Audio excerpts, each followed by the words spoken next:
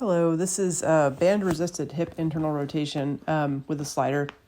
So the goal here, I am trying to basically hit as many angles of internal rotation as possible. I sped it up because I was doing this forever.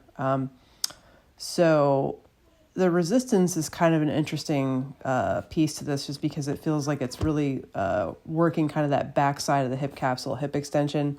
So I combine here basically rotating and then also trying to push a little bit into extension. So it's not a strict, pure hip internal rotation, which we often like to isolate just hip internal rotation. This is IR and then a little bit of extension. And really the point and goal behind that is just to target more tissues and then target the transfer of kind of one position to another. So then I took this into hip extension, coming back into that kind of like back part of the 90-90 and then going into extension. And then at the very end there, this really was working an interesting part of like glute/pelvic floor, kind of just pushing it more behind the body in extension. So you can play around with this, just trying to hit all of the different angles that you can,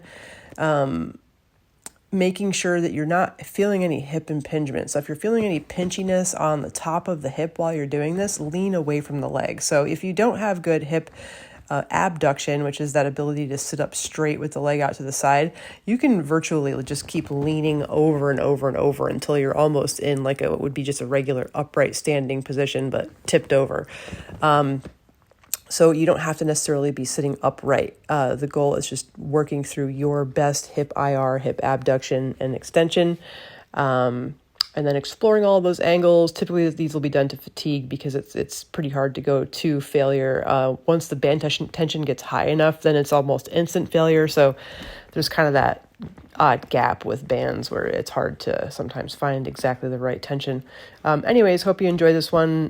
Feel free to let us know if you have any questions via text. All right, talk to you guys soon. Bye.